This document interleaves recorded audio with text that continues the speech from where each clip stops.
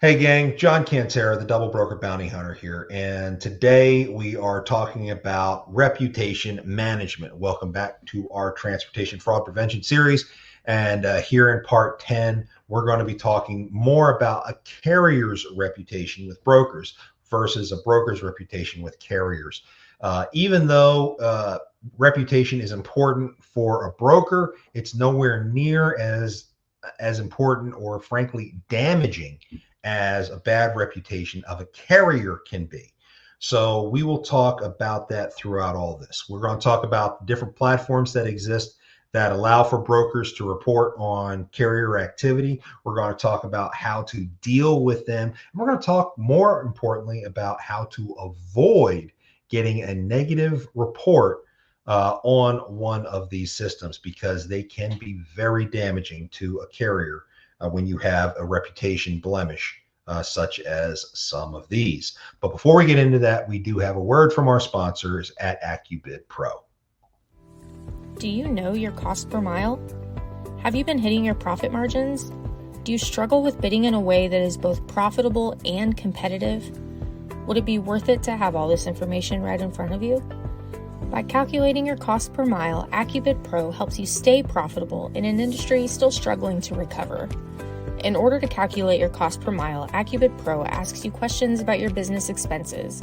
Our goal is to help you understand what you need to keep operating in order to keep up with the game and maintain your business. Enter your origin and destination, and we show you what you should bid based on your personal cost per mile in order to be profitable, even including a more detailed breakdown of each bid. Download the app today and get your 30-day free trial of AccuBid Pro, available on the App Store and Google Play. Bid smarter, bid faster, bid better with AccuBid Pro.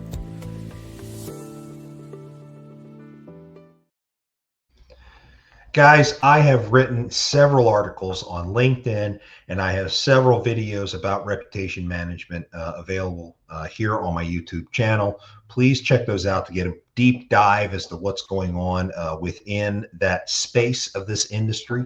But for our purposes here, this is kind of an introduction, especially for new guys who don't know what reputation management is about. So let's kick things off. I said before, reputation is everything in this industry because relationships are no longer the big way forward. You have in the past a broker who may have had a 15-year relationship with a carrier.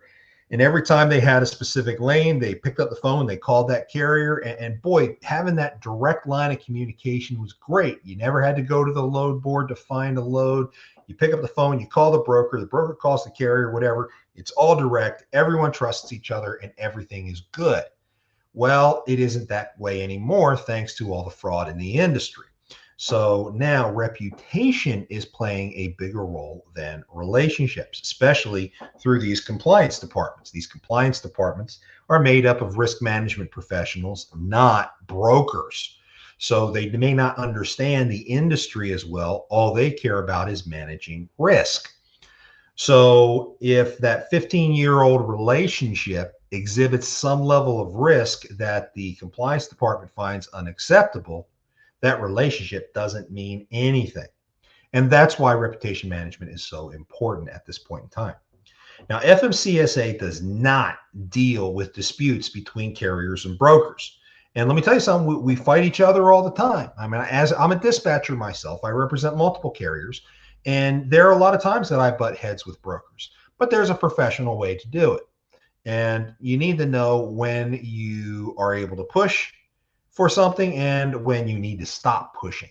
And as long as you understand that, you don't have to worry about this reputation management stuff because as long as you're professional, most people respect that. But there are brokers who do utilize reputation management tools as a weapon to force carriers to do certain things. We'll talk about how to deal with that here in a few minutes, but that is a small topic here in today's discussion. Again, I've got multiple videos and articles about these kinds of things. Feel free to check those out. Some of the platforms that exist out there when it comes to dealing with reputation management are Carrier 411. That is by far the biggest. Most people know them as the Freight Guard reports. They are always negative, and they are killer to a carrier's business. You want to avoid these at all cost. Not as prevalent, you have TIA and their watchdog reports. These are only viewable by members of TIA, so it doesn't have that big of an impact. But the carrier setup platforms that exist out there, the carrier vetting platforms, Highway, MCP, RMIS, these also have reporting tools embedded inside their programs. And those tools, again, are viewable to brokers, warning brokers about different things that carriers do. And they can have an impact. Again, not as powerful as Carrier 411, but they do have an impact. For our purposes, folks, we are going to be talking about Carrier 411 extensively because, again, it is the most prevalent that's out there. Because let's face it, it has about a 75% market penetration among brokers. So most brokers are able to view these reports in one form or fashion. But the key here is only really brokers have such a wide-reaching access to these reporting tools. Carriers, we'd love to have a carrier-centric platform out there to report bad brokers. Brokers who don't pay accessorials or who are late paying or who jerk carriers around or are rude. Because, man, I've seen a lot of freight guard reports against carriers being thrown out just because a carrier was rude. But that's neither here nor there. The only places that carriers can actually post things like that would be your typical review sites like Google or maybe a load board reviews comment section. That's it. That's all carriers really have. There is a platform called Broker 411 that exists, and that is supposed to be something that allows carriers to report on brokers, but there's nowhere near the level of popularity needed for that platform to have any real impact. What Carrier 411 does is it shuts carriers off from access to certain brokers. Because when a broker sees a freight guard report, they close off that carrier. And then that carrier has to find something somewhere else. So it's affecting their business. The reverse doesn't have anywhere near as much impact because there's a massive amount of trucking capacity available at a broker's fingertips. So if a broker doesn't like a carrier for whatever reason, the broker can just move on to the next one. And having 10% of them sit there and stop calling is really not going to impact that broker's operations in any way. They're never even going to notice. So really, it doesn't have an impact on their business. However, freight guard reports and Carrier 411 absolutely will impact a carrier's business to a very extreme level. So we want to avoid these at all costs. And carriers, if you or your dispatcher tries calling Carrier 411 to complain about something or to ask even a question, you're not going to get a response. As soon as they realize you're a carrier, they will hang up on you and you will get a little recording that sits there and tells you your number was blocked. Your phone number will be entered into a database, and every time you try calling after, it will be logged, but you'll never get through. That is just the way it works. And when you try saying, oh, okay, well, I'm not going to call from my safer phone number anymore, I'm going to borrow one of my driver's phones and call, then that number gets blocked. And over and over and over. It's pointless. It's not worth talking to them. They don't want to talk to a carrier. They only care about brokers because brokers are their customers. Now, I will tell you that the owner of Carrier 411 did advise about 6 months ago that they are launching a new platform called Carrier 511. And Carrier 511 will allow carriers to then report on brokers. Now, is that going to have the same impact as freight guards currently have against carriers? Who knows? Odds are probably not, because we don't know if it's going to be a pay-to-play type service, or if there's going to be enough carriers seeing those reports to impact the availability of capacity for brokers when they need it. Essentially, these freight guards turn into what I call a professional sanction. Unofficial, of course, because as we all know, FMCSA is the only entity that can determine whether or not somebody deserves to have an authority. Carrier 411 does not have that ability. Brokers do not have that ability. However, because there's such a wide-reaching viewership of these freight guards, these unofficial professional sanctions can devastate a carrier's business. But Carrier 411 has no liability in dealing with it, even if they know that the freight guard itself may be false in nature and be used as a weapon against a carrier for nefarious means. And we have seen plenty of those take place. So it does happen. One of the things that's very important to point out here when it comes to freight guards, for carriers, work to defend yourselves. You have nothing to lose to defend yourself, but do it professionally. Take the full 3 days to file a response. You have 72 hours. Take the full time to carefully craft a response so it is not emotional. Brokers, make sure that you can defend what you're saying in a court of law, because there is nothing that stops a carrier from having to go to court to try to deal with these issues. So be very, very careful. These are very serious accusations, and they should be treated as such. Brokers, you're essentially accusing a carrier of murder because you will be executing their company by issuing a freight guard against them. Make sure you know what you are doing. Because again, Carrier 411 is not liable for any of this. They don't control the content. All they do is they provide the platform, which is why they're protected under Section 230 of the Communications Decency Act. That is the law that allows for social media and other reporting platforms to be absolved of liability when they know that something is knowingly being posted that is false.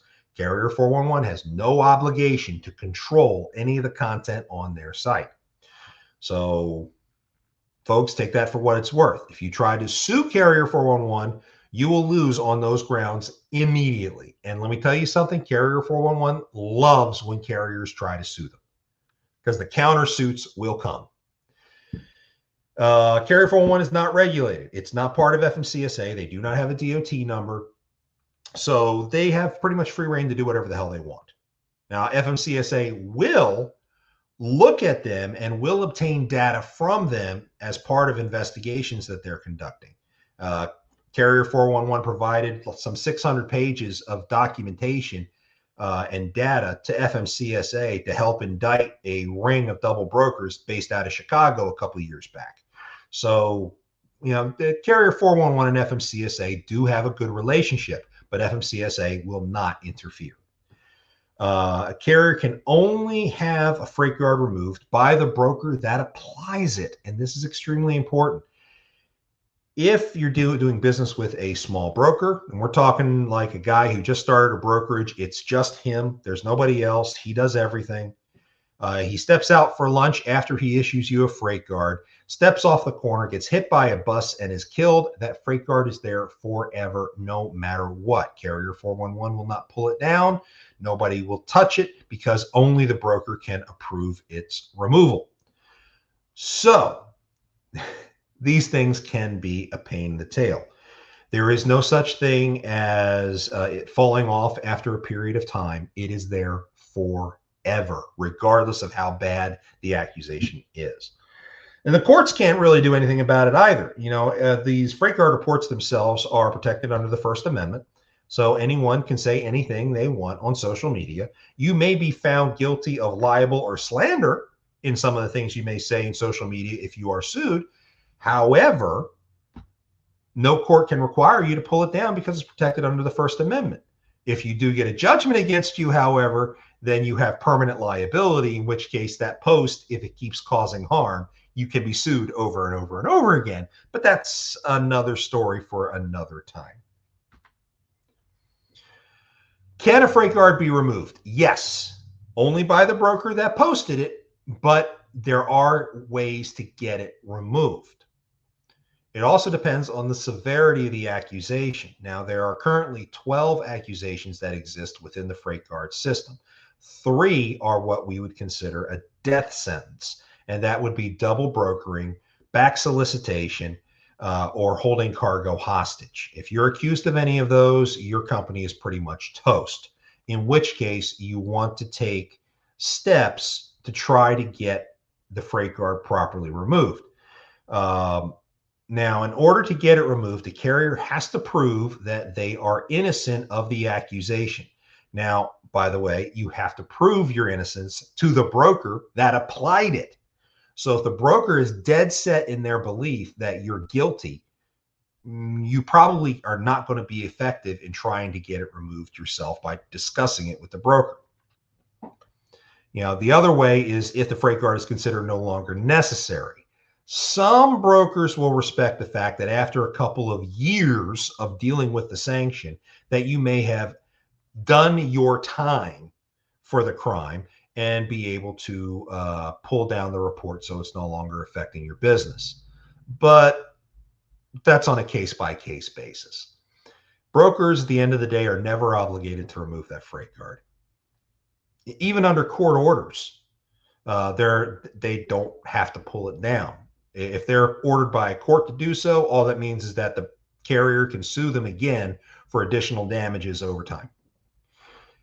The carrier can hire an advocate, such as myself, the double broker bounty hunter. I do offer this service to attempt to remove freight guards on the carrier's behalf. Now, the reason a carrier would hire an advocate is a third party is going to go into a negotiation with a clean slate without emotion and try to get the broker to focus solely on the facts of the case and utilize the facts to try to convince the broker that the carrier is in fact innocent. So hiring advocates is a great way to do it. Advocates are usually somewhere between $500 and $1,000 in cost. Many of them require a carrier to pay up front. Some of them will offer a refund if they're not successful. Myself, I charge $500. I charge a $50 investigation fee. And if I am unable to get the freight guard removed, then I send the invoice for the $50 investigation fee. If I'm successful in getting the freight guard removed, I send the $500 invoice.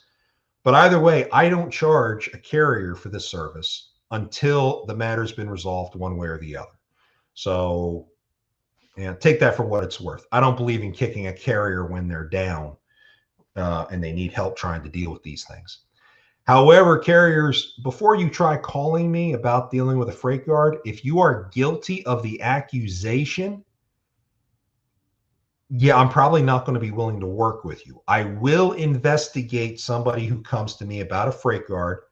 And if I find in my investigation that they are in fact guilty of committing violations of federal law, I will turn around and report you to DOT. That's how it works, guys. You want me to help you? You better be innocent. That's all I can say. Anywho, again, it is almost impossible to deal with freight guards where the carrier is confirmed as double brokering, or the carrier has committed some kind of negligence that causes a broker to lose a client. A broker loses a client, that's a lot of money you just cost a broker. They are not going to be willing to discuss saving your business when you've monetarily damaged theirs. And if a carrier's negligence causes a broker significant monetary loss, other than just losing their client, it could be a massive claim or something along those lines. Those are the types of freight guards that I have a very difficult time pulling down. And in most cases, you're not going to get a broker to agree by themselves to pull those down. FMCSA, again, will not interfere or pass judgment when it comes to freight guards unless it goes to court. If it goes to court, FMCSA is willing to come in as a witness to provide a professional opinion on the specific incident at hand. Let's talk about when it's appropriate to apply freight guards. Now, brokers and carriers, listen very closely. This is very important because there are brokers who abuse the freight guard system. and they do it to use it as a weapon. You can't do that. Okay. When is it appropriate to apply a freight guard? Um, Again, there's no service that polices this. You know, I've talked to the owner of Carrier 411. I've actually had the chance to interview him on my show, Stop the Scam. And we will have him back sometime when he launches the new Carrier 501 platform, but that's another story. Inside Carrier 411, there's a 4-man team that reads these freight guards, allegedly. I've not seen them myself, but they say that they're there. And as long as the comments indicate something about the accusation itself, then the freight guard's going to stand. Carrier 411 is not going to do anything to interfere. Some of the inappropriate times to apply freight guards, unintentional accidents. Things happen. Everyone knows stuff happens. Okay. If there's malice involved, that's one thing. But if something is completely unintentional, guys, is it worth destroying a carrier over? That's something you need to ask yourself. Incidents that are caused by a broker's action or inaction. Okay, basically a broker's negligence.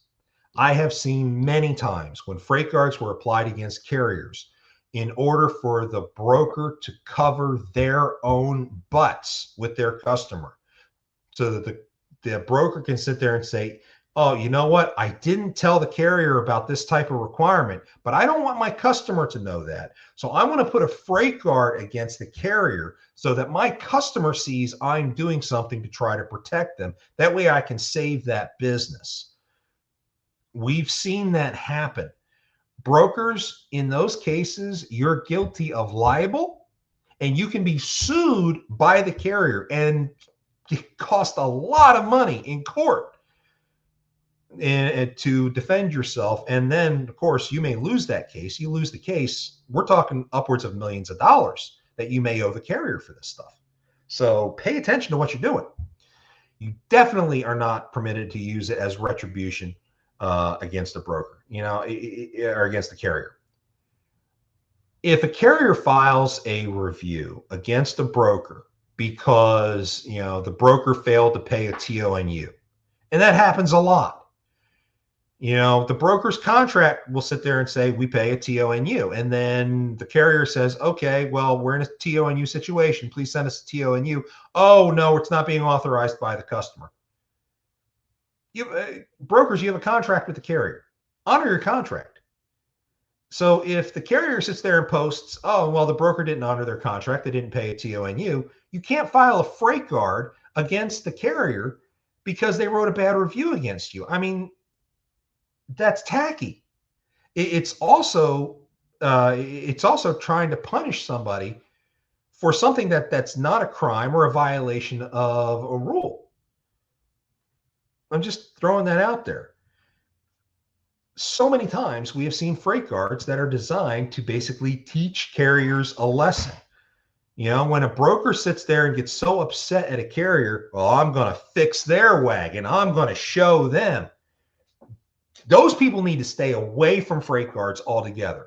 Broker owners, if you've got a broker who works for you who gets angry at carriers and says, man, I'm going to show them, those are the guys you do not want to have access to your Carrier 411 account, because they can write bad freight guards that can be considered false in a court of law that can cost you millions.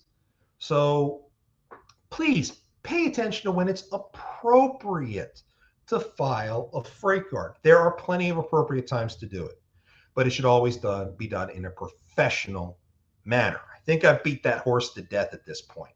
If a carrier's actions are so bad that a broker feels that carrier needs to be shut down, a freight guard's not the answer. Yeah, you can use the freight guard to punish them in the court of public opinion. But the proper way to do it is to report the incident to FMCSA and the Office of the Inspector General at the Department of Transportation, because FMCSA is the only one that has the legal authority to revoke a carrier's authority. End of story.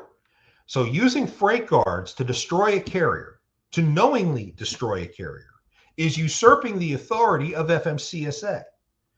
And if we want FMCSA to step up and take control of the fraud issues that exist in our industry today, they need to step up and take control of the industry overall, in which case these things will start to happen too.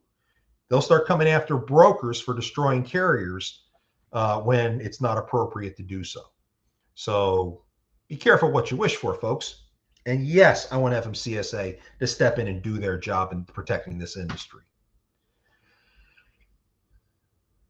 Now, Carrier 411 wants to discourage advocacy groups from trying to deal with these freight guards. When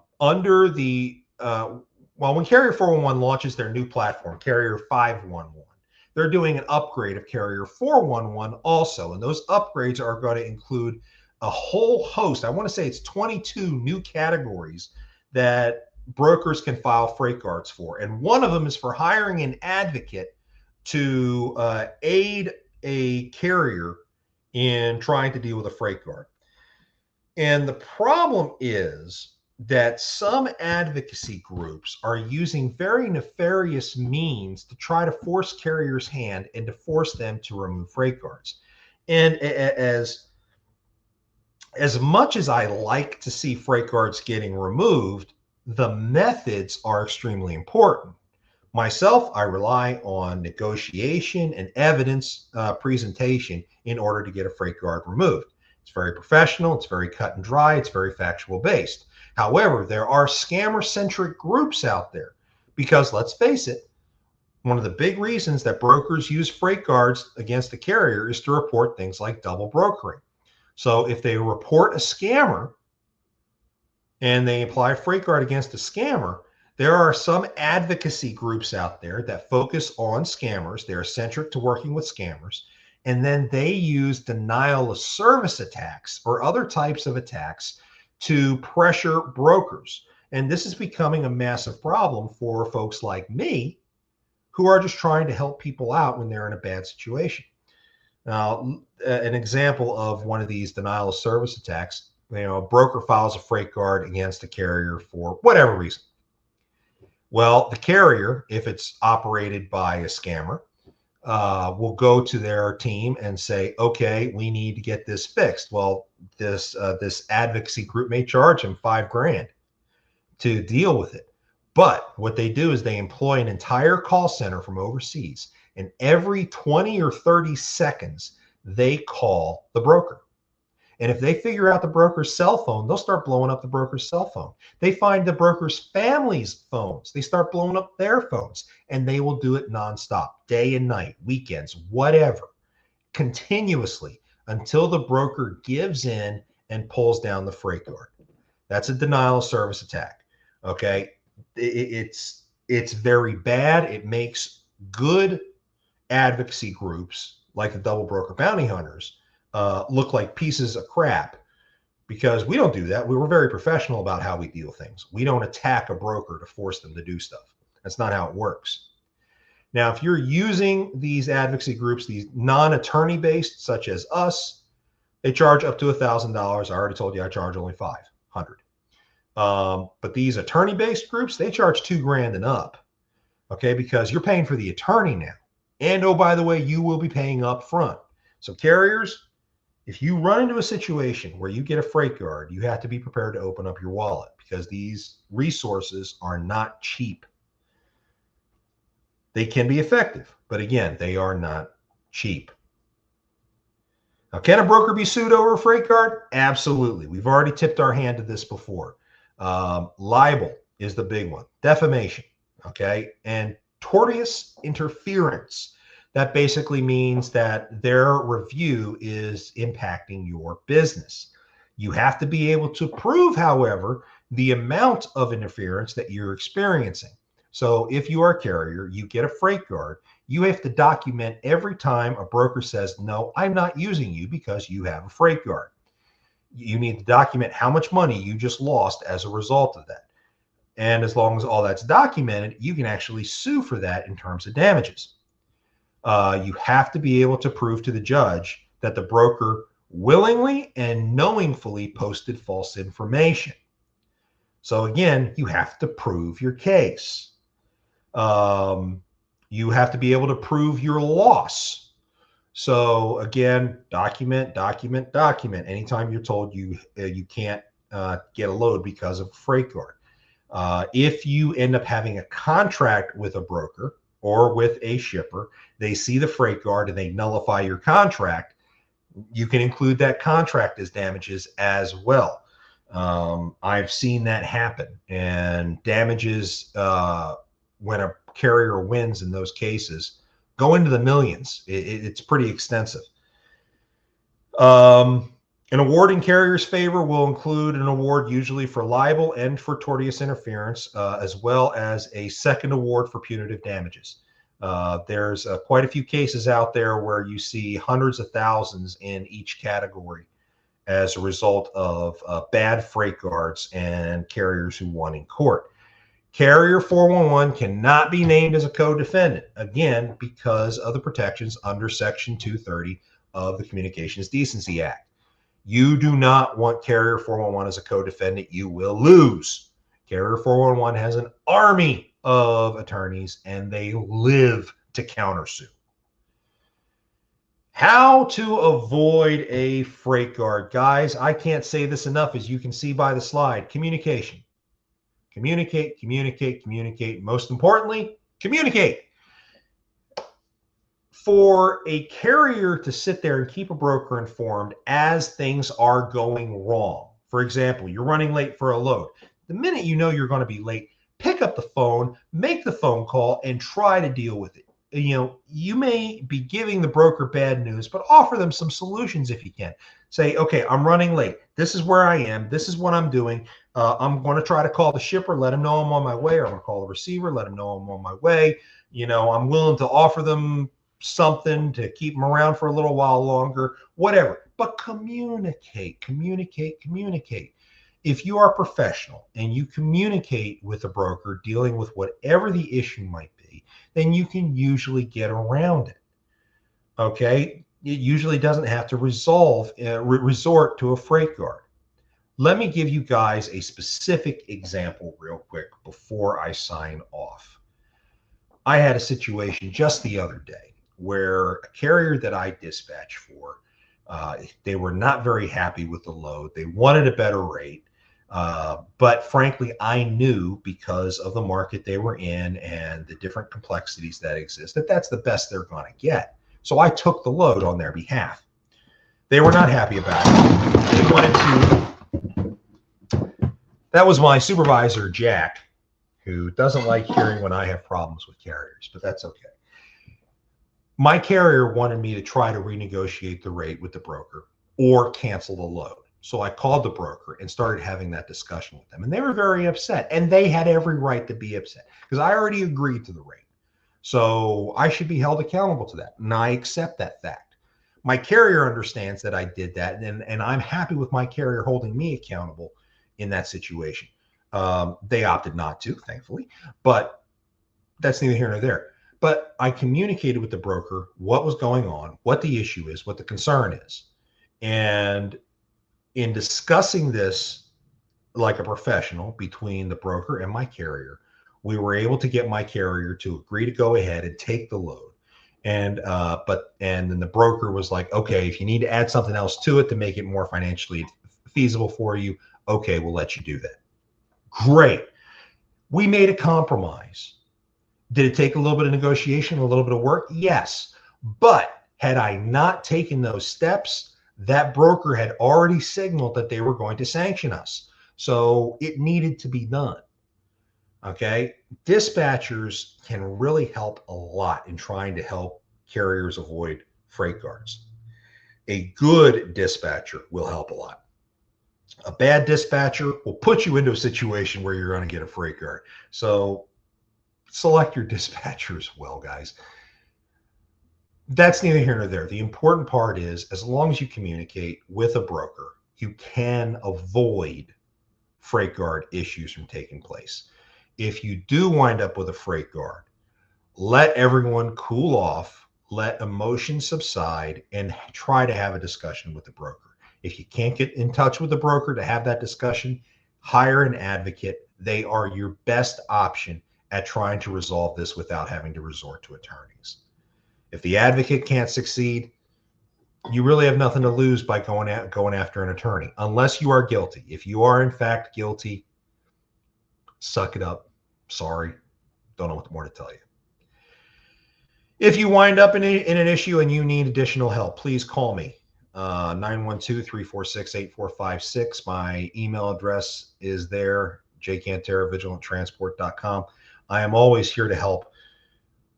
Don't hesitate to reach out. I'll be happy to render an opinion for free as to whether or not you've got a fighting chance. If you're a scammer looking to just clear your name, don't bother calling me because I'm not going to be willing to work with you. Okay?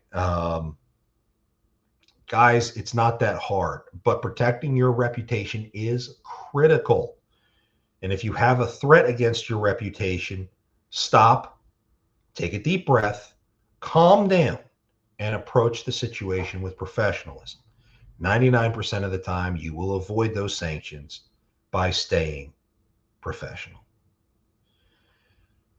We'll have our next part 11, dropping next week.